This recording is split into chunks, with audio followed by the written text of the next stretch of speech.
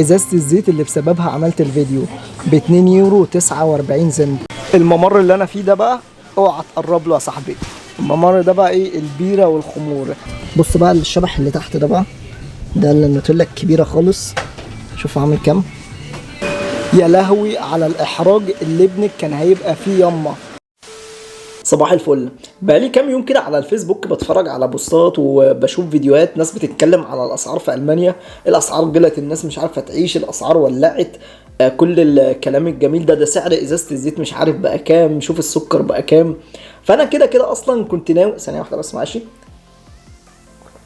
فانا كنت كده ناوي ان انا اعمل لكم فيديو اخدكم معايا في السوبر ماركت نشوف ممكن نشتري ايه، عشان لو انت قررت في يوم من الايام ان انت تيجي بقى هتدرس، هتيجي سياحه، فانت تبقى عارف الاسعار عامله ايه، تاخد فكره عامه عن الاسعار، عشان برضو ايه لما تيجي ما تعرف ما تتسوحش كتير، وتعرف تجيب ايه، ويبقى عندك اصلا فكره مسبقه بالاسعار موجوده في المانيا عامله ايه. فاخدكم معايا النهارده، بما ان اصلا النهارده السبت وبكره الحد وهيبقى السوبر ماركت قافل، وانا اصلا التلاجة انتوا مش غراب عني، التلاجة فاضيه اصلا، فانا كده هنزل اشتري. فاخدكم معايا النهارده هنلف لفه السوبر ماركت حلوه كده، وندفع لنا حبه حلوين.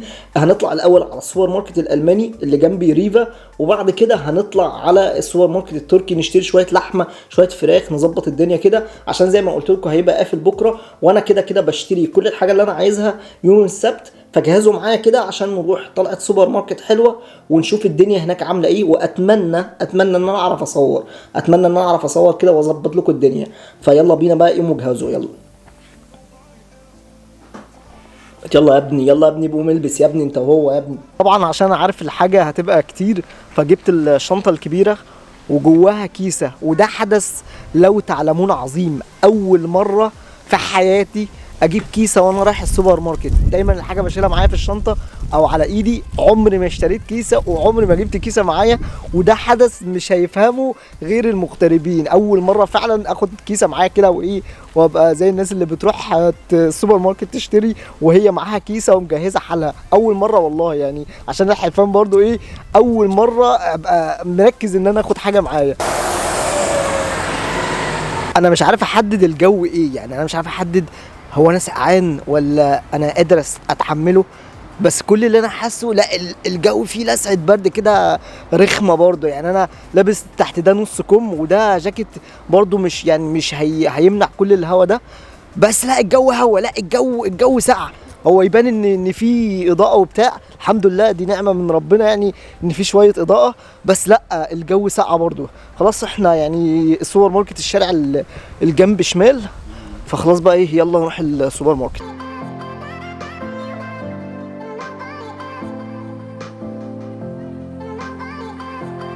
فاغلب السوبر ماركتات لما بتخش بيبقى اول حاجه في وشك قسم الخضار.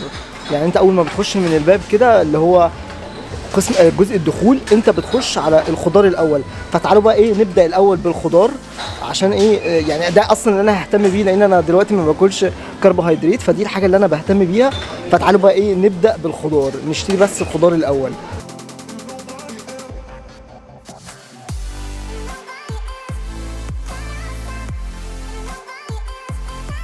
جبت خيار، الكيلو بتاع الخيار اللي هو الصغير ده بيبقى ب 49 سنت. هجيب كمان، وده حظي هجيب كمان اللي هو البابريكا ميكس ده.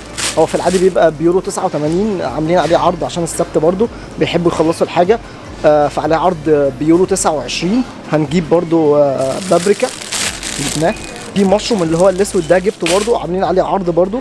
انتوا محظوظين والله محظوظين، بيورو 39 كان بيورو 59، فجبنا منه برضو باكت.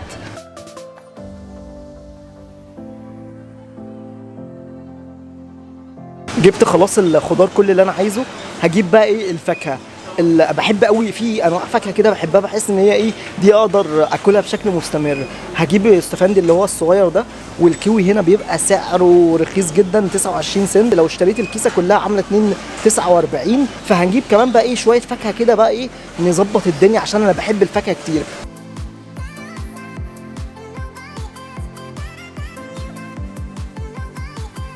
طبعا بقى بما انك في المانيا فبلد البطاطس، فما تستغربش بقى لما تلاقي كميه انواع البطاطس دي كلها اللي حواليك، وكميه الاسعار المختلفه وكل حاجه عن البطاطس هتلاقيها موجوده هنا. طبعا انا زي ما قلت لكم مش هاكل بطاطس، بس هنحسبها معانا، فهنعتبر ان البطاطس اللي معانا دي اللي احنا هنجيبها ب 2 يورو 29 سنت زي اللي موجود وزي الاوفر اللي موجود قدامنا. وده طبعا كام كيلو بطاطس، فالمفروض لو هيكفوا فتره كبيره جدا، فانا مش هجيبها، مش على ان مش هاكلها، بس هنحسبها معانا في الاسعار. من الحاجات برضو اللي ما تستغربهاش في المانيا انواع البيض، هتلاقي انواع كتير جدا واسعار مختلفه جدا. في الاسعار القليله خالص اللي هو اول واحد ده اللي هو بيبقى بيورو 29 سنت حاجه كده، ده ما تجيبوش. وما تجيبش اللي هو اعلى حاجه برضو، يعني لو تعرف تجيبه هاته، بس انت ممكن تجيب اللي هو اللي في النص ما بينهم اللي هو ب 2 يورو 59، ده سعره حلو برضو، وده بيبقى طعمه حلو وصحيا احسن من اللي هو الارخص واحد. فما تجيبش ارخص واحد ده ايا كان، عايز تجيب بقى الاعلى اللي هو البيو هاته، بس ده يعني ايه احسن حاجه اللي هو ال 2 يورو ونص، ده احنا غالبا بنجيب ده.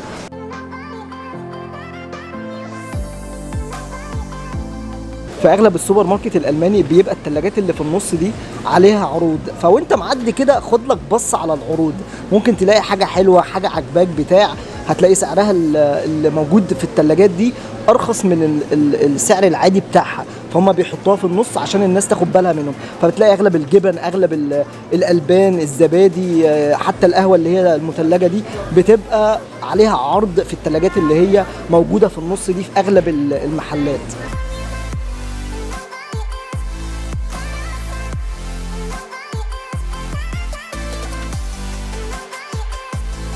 طبعا برضو في المانيا هتلاقي انواع الجبن بالهبل، وده كله تعبان، يعني انواع الجبن دي كلها ولا الهوا. شويه الجبنه الرومي بتاعت مصر تضرب اي جبنه في الثلاجات اللي انت شايفينها دي، مش عايز اقول بايه، يعني الجبنه في مصر اجمد بكتير. مش هتلاقي بقى شويه الفيتا كده مع شويه الطماطم مع شويه البطيخ، مش هتلاقي الجبنه دي هنا. الجبنه الفيتا دي صعب قوي تلاقيها، بنجيبها من التركي ومش زي المصري.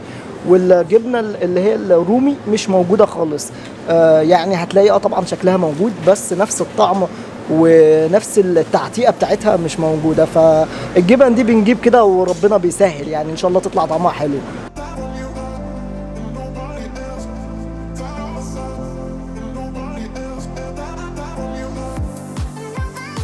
طبعا تلاجة اللحوم دي انا ما بقرب لهاش، يعني جنبي اللي على اول الشارع بفضل ونعمه من ربنا التركي، والعربي اصلا جنبي برضو، شارع العرب اصلا جنبي، فانا مش محتاج اي حاجه، مش محتاج ابص على تلاجة اللحمه دي كلها، ما تلزمنيش في حاجه، كده كده هنروح التركي تاني، فمش هنقرب لحته اللحوم دي كلها خالص، ملناش دعوه بيها. احنا هنخلينا في الحاجات اللي احنا نقدر نجيبها من هنا، واحنا متاكدين وعارفين ان الحاجه دي حلال، فمش هنقرب بقى من حته اللحوم دي خالص، وهنجيب اي حاجه ليها علاقه باللحوم من الاتراك عادي.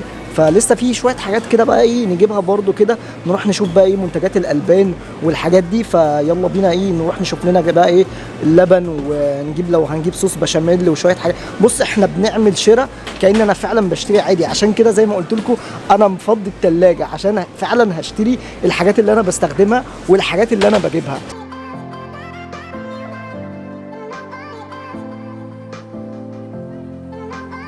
طبعا الشراء في المانيا ده مدارس، يعني في ناس تقول لك تشتري الخضار من الالمان عشان عليهم يعني الحاجه الجوده هتبقى متاكد منها، وفي ناس تقول لك لا الاتراك والعرب حاجتهم ارخص، بس المشكله في الحاجات اللي جايه اللي انت بتجيبها من العرب والاتراك. بالنسبه للخضار والفاكهه ما اعرفش ده معايا لوحدي ولا بتحصل مع ناس كتير، بس هي برضو في ناس قالت لي عندهم نفس المشكله، الخضار بيبوظ بسرعه والفاكهه بتبوظ بسرعه عن اللي بتجيبها من الالمان، رغم ان الالمان ساعات بتبقى اعلى سيكه في حاجات كتير، بس على الاقل لما بتسيبها معايا في التلاجة بتفضل وقت اكتر من اللي انا بجيبها من العرب والاتراك. فبحب بصراحه افضل ان انا لو اجيب من العرب والاتراك اللحمه والرز والعيش والكلام ده. الخضار والفاكهه بحب اكتر ان انا اجيبهم من الالمان، عشان بحس ان زي ما بقول لك انا اصلا بنسى الحاجه في التلاجة، فما ما اجيبش الحاجه وانساها وتبوظ، فبحب فعلا اجيب الخضار والفاكهه من الالمان من هنا.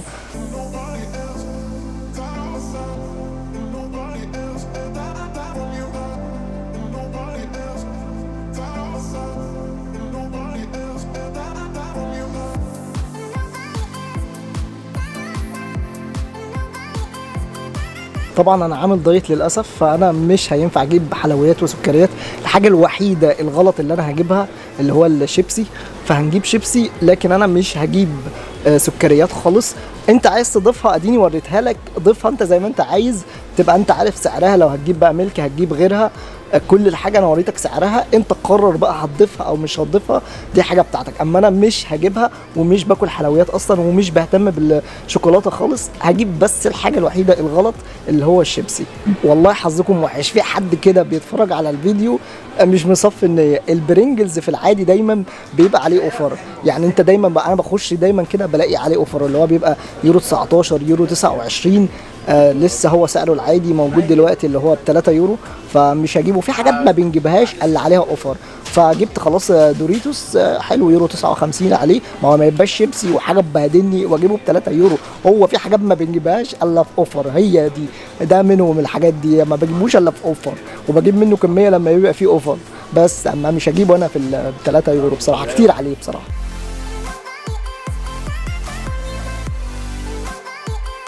الممر اللي انا فيه ده بقى اوعى تقرب له يا صاحبي.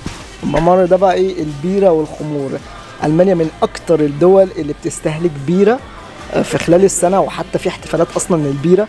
فالممر اللي انا فيه ده بقى ايه؟ ده ملناش دعوه، دي مش ما تخشوش اصلا، يعني ما تخشوش، انت مالكش دعوه، ما تبصش للحاجات دي. انا شايفك وانت بتبص عليها، ما تبصلاش. الممر ده تعدي من جنبه كده مالكش دعوه بيه، والممر اللي وراه ده كمان بتاع الخمور مالكش دعوه بيه، مالناش دعوه في الحاجات دي يا صاحبي. انت ما تخشش من هنا اصلا، انا داخل بس كده ايه اصورهولك، اما مالناش دعوه بيه، ده مش بتاعنا خالص، ده مش لينا خالص. دي بقى انت ممكن تجيبها عادي خالص، كلاب ماتا، واختها اللي هناك دي الفريتس كولا، دي ممكن تجيبهم. بس انا طبعا عشان ايه مش عايز صودا فمش هجيبها. انت ممكن تجيب عادي يا صاحبي، انا مش هجيب. من الحاجات برضو اللي كتيره جدا وانواعها كتيره، وانت تقعد ممكن تخش في الممر ده تقعد سنه كده عما تقرر انواع الالبان. الالبان هنا كتيره قوي في المانيا، والدنيا كلها بقى ايه، انت على حسب انت بتحب تشرب ايه. بتحب الناس اللي هو الدايت او الناس اللي عامله فيجن، لا كل حاجه مناسبه ليها. نسبه اللاكتوز موجوده، كل حاجه تتخيلها ليها علاقه باللبن موجوده هنا. يعني انت في انواع بالهبل جدا ممكن تختار منها. ولو انت حتى عايز تشرب انواع اللي هي ما فيهاش اصلا، مش لبن اساسا، شعير بقى مش عارف ايه، خميره، الكلام ده بتاع الفيجن ده، انت ممكن تلاقي ده كله بقى بالشوكولاته، بالفانيليا، بطعم من غير طعم، هتلاقي كل الكلام ده. طبعا هو واحد اللي انا بجيبه وقررت عليه بقالي سنه، اللي هو 1.5% فت، اللي هو الدهون. الباقي ده بقى ماليش دعوه بيه، يعني ده انا في واحد منهم جربته هنا كان حلو، بس برضو اللبن الجاموسي بتاعنا ده مفيش احسن منه. يعني سيبك من كل الكلام ده، هو اللبن بتاعنا اللي احنا متعودين عليه واحنا صغيرين هو ده اللي مفيش منه. فخلاص بقى ايه، احنا بنجيب اللي متعودين عليه، واللي جربناه ده خلاص جربناه مره وخلاص بقى. يعني هو ده بس، هي ايه، كانت مره كده وخلاص. يا ما نفسي فيكي بس مش هينفع، مش هينفع عشان الدايت. جبارة. وطبعا اخوها اللي جنبها ده كرانشي كريم ب4 يورو، سفاحة. بس للأسف كل الكلام ده أنا ما أقدرش أقرب منه. بص بقى الشبح اللي تحت ده بقى، ده النوتيلا الكبيرة خالص، شوف عامل كام. وطبعا لسه بينزل عليها أوفر، بس أنا بالنسبة لي دي جبارة، دي جبارة، دي في حتة تانية خالص. بس كل الكلام ده للأسف ملناش دعوة بيه، مش هينفع أقرب له.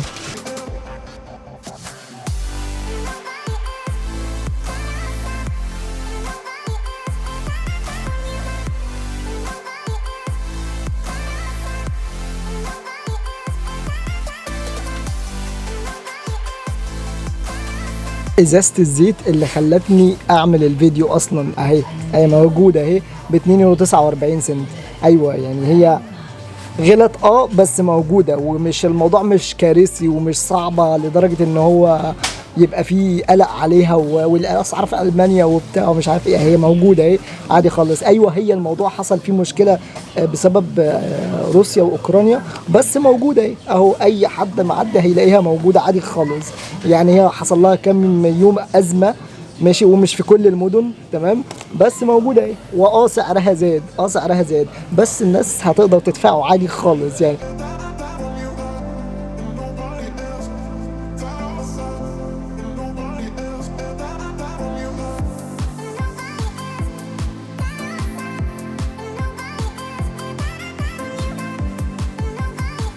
انا بالنسبه لي كده خلصت الحاجات اللي انا عايز اجيبها من السوبر ماركت الالماني. الحاجات اللي اصلا المفروض كنت اشتريها في العادي وموجوده عندي عشان ما اشتريش وعلى الفاضي ويبقى حرام، هنحط سعرها برضو عادي خالص. ده بالنسبه لي انا كرزق الحاجات اللي انا بشتريها. انت بقى بتشتري حاجات تانية ازيد او عايز تشتري اكتر من كده، انت حر، اديك عارف الاسعار واخدت فكره عامه على نسبه الاسعار عامله ايه. لكن انا بالنسبه لي ده الحاجات اللي انا في العادي بشتريها. لو انت بقى عايز اكتر من كده انت حر، دي حاجه ترجع لك انت. فتعالوا بقى ايه، نطلع على الكاشير نحاسب نطلع الحاجه البيت عشان الحاجه فعلا تقيله، ونطلع بعد كده على السوبر ماركت التركي نشتري بقى اللحمه ونجيب بقى ايه شويه برضو حاجات كده. لو لقينا حاجات حلوه في جبن برضو بتبقى عربيه، ونجيب عصير، يا رب يبقى عندهم عصير المانجا اللي انا بجيبه من عندهم لانه هو اصلا بيبقى جاي من مصر.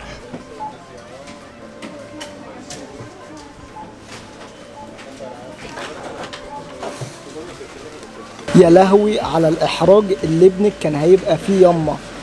بعد ما حطيت الحاجه على السير خلاص وهحاسب عليها، ما لقيتش محفظتي لان انا باشا غيرت الشنطه، خدت الشنطه الاكبر ونسيت احط المحفظه فيها لاني بحط المحفظه في الشنطه. لولا ساتر ربنا ان انا الموبايل معايا، الموبايل ده انقذني، هو الموبايل اللي حسبت بيه. وانا كمان اصلا وانا نازل ما كنتش هاخد الموبايل معايا، فلولا ساتر ربنا ان انا الموبايل معايا كان هيبقى منظري زي الزفت. كنت بعد ما لفيت ده كله هرجع الحاجه تاني على الرفوف وارجع واسيبها جنب الكاشير، بس كان هيبقى منظري منيل ب 60 نيله لان هو عامل اسكام للحاجه بسرعه. وانا اصلا ما خدتش بالي ان المحفظه مش معايا غير في اخر قطعه، وانا بطلع كده ان انا حاسب مش موجوده. الموبايل انقذني، الموبايل انقذني يا جدعان. تعالوا بقى ايه نطلع الحاجه فوق لان علبه الزبادي انفجرت في الشنطه وبهدلت الشنطه. انا ما بحبش اجيب الزبادي الكبير ده بسبب المشكله دي، ان بهدلت الشنطه والحاجه اتبهدلت. فنطلع بقى ايه نظبط الدنيا كده لان برضو الجاكيت اتلحوز بسببها وحاجه ما يعلم بالله ربنا. فيلا بقى ايه نطلع فوق بقى ايه نطلع الحاجه دي، يلا بينا. مش بقول لكم انا مش مطمن للجو، الدنيا بتشتي تلج يا جدعان. انا قلت لكم انا مش مطمن للجو، الدنيا بتشتي تلج. الجو لا، الجو من اول ما نزلت وانا حاسس ان الجو فيه هيعمل حاجه. فالجو بيشتي خفيف كده تلج، شكلها هتبقى ليله زي الفل علينا. انا خلاص يعني قدام البيت اهو، بس قلت ما ينفعش يبقى فيه تلج كده وما اقولكوش. دخلت الحاجه التلاجة خلاص، علبه الزبادي اهي، هي راحت فين اهي، علبه الزبادي اهي اللي بهدلت الدنيا.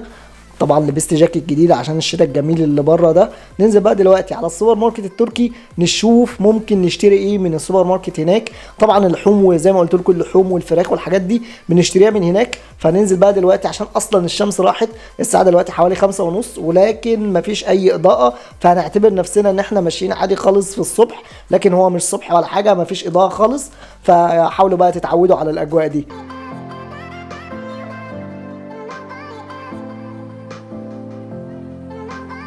وصلت خلاص السوبر ماركت التركي. طبعا وانت معدي كده ابقى خد لك بصه برضو على اسعار الخضار والفاكهه، لان في حاجات انت مع التعود هتعرف تجيبها من هنا اسعارها احسن. فخد لك بصه دايما كده على الاسعار. انا لسه باصص برضو مفيش حاجه شدتني، فنخش بقى جوه ويلا بقى بسرعه لان اصلا ايدي انا مش حاسس بيها من كتر الساعه. فيلا بينا بقى ايه نلحق نخش جوه نجيب الحاجات المهمه اللي احنا عايزينها.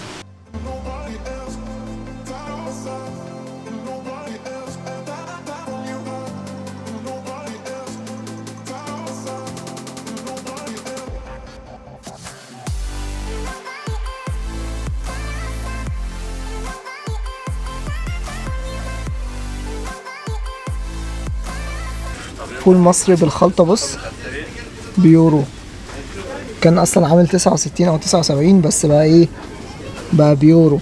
الدنيا زادت يا جدعان.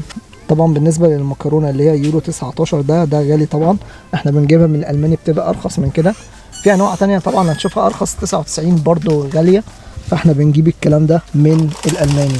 تعالوا بقى ايه نخش نشتري اللحمه دي، اهم حاجه اصلا اللي انا جاي عشانها. فتعالوا بقى ايه نخش نجيب كام حاجه كده ونتفرج على الاسعار. طبعا هي الاسعار زادت بس نتفرج برضو الاسعار بقت كام والدنيا عامله ايه.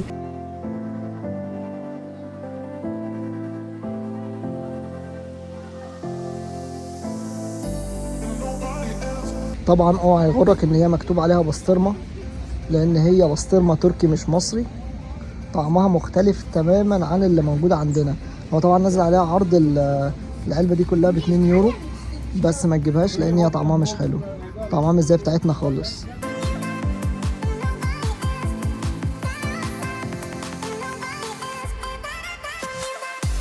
طبعا كان عندهم عصير بيتي مانجا، ما جا دلوقتي معاهم التركي عامل يورو 29. طبعا سألته على البيتي قال لي خلصان، فحظي وحش بقى. بالنسبه لي خلاص اشتريت كل الحاجه اللي انا عايزها من السوبر ماركت التركي. نطلع بقى دلوقتي ونحاسب عشان ايه، نطلع بقى نتفرج على الحاجه في البيت احنا جبنا ايه والاسعار كانت عامله ايه والدنيا دي كلها، فيلا بينا. رصيت بقى كل حاجه يا معلمي، تعالى بقى ايه نشوف احنا جبنا ايه. طبعا اللي انا وريتها لكم تحت دي اللي هي اللاتيه كابتشينو اللي هي منيا، ارخص حاجه بس 79 سنت، طعمها يستاهل. جبت منها 2. طبعا اللحمه والفراخ هنقول بعدين. كيس الدوريتوس اللي حالتنا اللي اتبهدل من الزبادي اهو، الزبادي اهو منه لله اللي ودانا في، بص يعني مش عايز اقول بهدل الدنيا، بس الحمد لله انا غسلت كل حاجه وظبطت الدنيا تاني. كمان اللي هو الشيدر دي تحفه بعشقها. وجبت كمان مشروم بحبه عشان انا ايه بقيت باكل خضار كتير الفتره دي، مع كيس البابريكا ده. كمان اللبن طبعا زي ما بقول لكم بقى انواع لبن بالهبل، بس انا بجيب اللي هو 1.5. كرتونه بيض، واحده افوكادو لانه بيبوظ عندي فانا باجي بكرر منه كتير. كرتونه او كيس كامل كيوي. استفندي اللي قلت لكم عليه طعمه حكايه، الصغير ده اللي هو بيبقى بص مسكر جدا. جزر عشان خضار بقى وصحي وكده. علبه خضار دي بستخدمها للفطار، دي اللي هي بتبقى بتتفرد على العيش، بتبقى لاكس، بيبقى طعمها بص حكايه. وعشان برضو ما عنديش صلصه فجبت صلصه. خيارتين.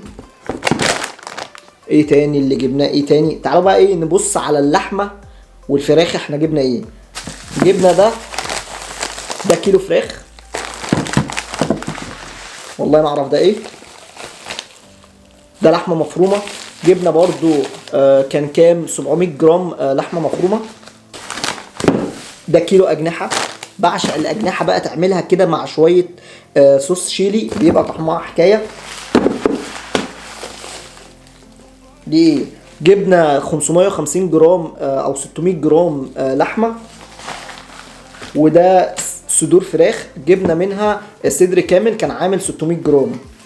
تعالوا بقى ايه نبص على الاسعار. فين الفواتير؟ الفواتير راحت فين؟ اهي ثانيه واحده.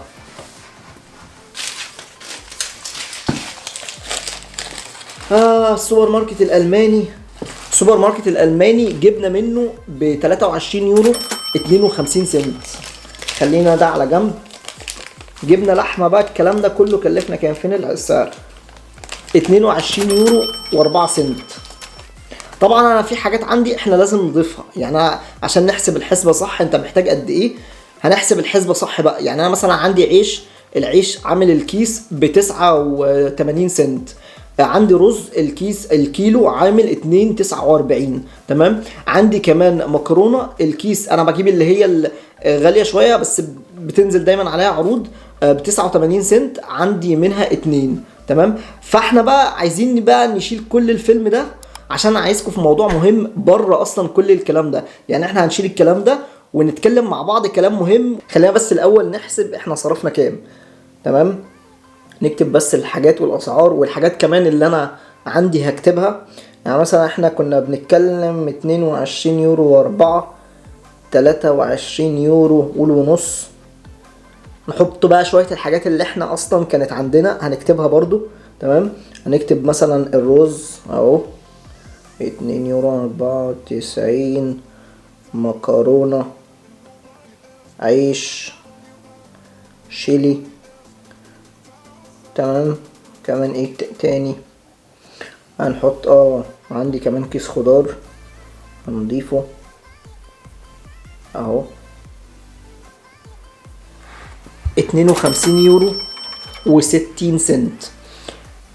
الحاجات اللي عندي دي زي ما بقولك عشان انا حاليا بحسب السعرات الحراريه وانا باكل قد ايه والبروتين قد ايه، فكل الكلام ده ممكن يقعد معايا مرتاح قوي اسبوع. يعني انا ممكن اصرف في الاسبوع 52 يورو. ده مش قاعدة، انت ممكن تصرف اكتر من كده، ممكن تصرف اقل من كده.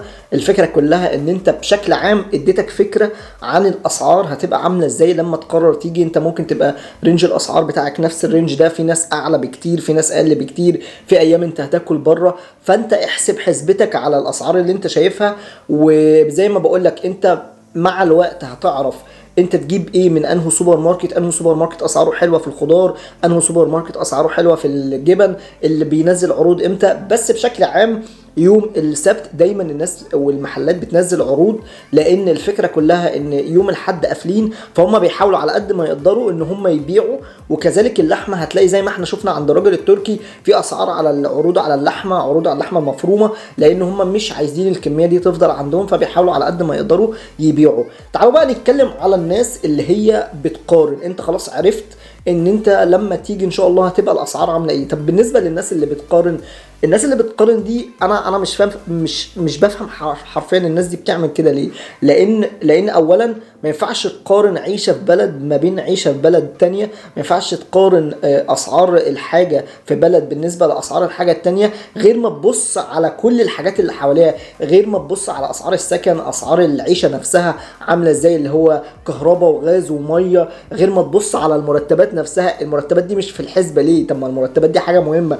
الراجل بيشتغل بقد ايه عشان يجيب قد ايه؟ يعني انت اصلا سعر اقل ساعه في المانيا 12 يورو، انت لازم تحسب ان هو الشخص ده بيكسب قد ايه، وعلى اساسه تحسب العيشه كلها قد ايه. وانت كشخص ما ينفعش تقارن اصلا، لان في كل مكان فيه مميزاته وفيه عيوبه. فانت كل اللي يشغل بالك والمفروض الحاجه تبقى انت مركز عليها، انا كراجل شخص انا قادر اصرف على نفسي ولا لا، انا مرتبي ده بيكفيني ولا لا. عايز قارن بنفسك من 5 سنين قبل كده، انت بتتطور ولا لا، انت دخلك زاد ولا لا، انت المهارات اللي عندك زادت ولا لا. لكن ما ينفعش تقارن عيشة شخص في بلد ببلد تانية خالص، ولا ينفع تقارن مرتبات بلد بمرتبات بلد تانية خالص، ولا اسعار الحاجة في البلد دي والبلد دي اسعارها عاملة ازاي.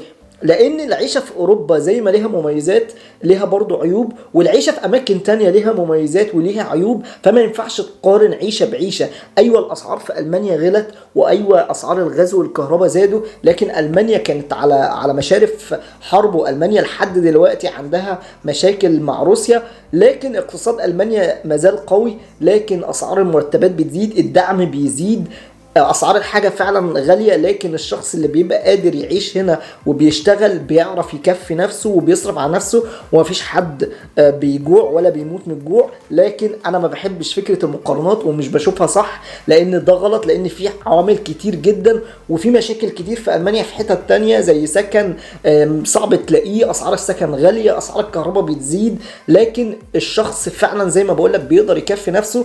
ركز على نفسك، ما تبصش على حد تاني، وما تبصش على اسعار في دولة تانية، وما تبصش على اسعار اي حاجة في مكان غير مكان عيشتك. طور نفسك، اشتغل على نفسك، حسن دخلك، وبعد كده ابقى اتكلم وقارن نفسك باللي قبل كده من 5 سنين كان عامل ازاي، وانت دلوقتي فين من المكان اللي انت كنت فيه من 5 سنين. ده بس كان فيديو النهاردة، وكانت رسالة في اخر الفيديو كنت عايزة اوصلها لك. اتمنى يكون الفيديو عجبكم، ولو عجبك الفيديو ما تنساش تعمل اشتراك على القناة على اليوتيوب. عايزين نكبر بقى القناة اكتر من كده، وعايزين نوصل ل 10,000. وكمان اعمل لنا فولو على الفيسبوك، واشوفكم في فيديوهات جديدة، واتمنى الفيديو يكون عجبكم، وسلام.